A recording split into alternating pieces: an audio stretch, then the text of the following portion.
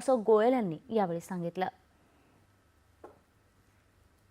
भारतीय रेल्वेनं काल आपल्या नेटवर्कच्या 3 विभागांमध्ये कवच आवृत्ती 4.0 अर्थात स्वयंचलित रेलगाडी संरक्षण प्रणालीचं 472.3 मार्ग किलोमीटर कार्यान्वित केले आहेत।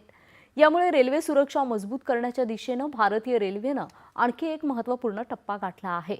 नव्यानं कार्यान्वित झालेल्या विभागांमध्ये पश्चिम रेल्वेवरील 344 किलोमीटरचा बडोदा विरार, उत्तर रेल्वेवरील 35 किलोमीटरचा तुघलकाबाद जंक्शन केबिन पलवल आणि पूर्व मध्य रेल्वेवरील 93 किलोमीटरच्या मानपूर सरमातनर या मार्गांचा समावेश आहे।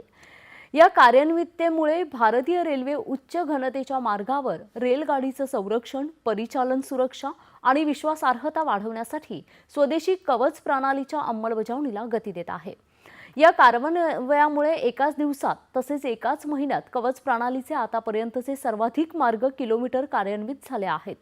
आजच्या समावेशानंतर भारतीय रेल्वेमध्ये कवच आवृत्ती 4.0 एकूण 1306.3 मार्ग किलोमीटरवर कार्यान्वित झाली आहे। यापूर्वी कवच आवृत्ती 4.0 ही 834 मार्ग किलोमीटरवर कार्यान्वित करण्यात आली होती। यानंतरच्या बातम्या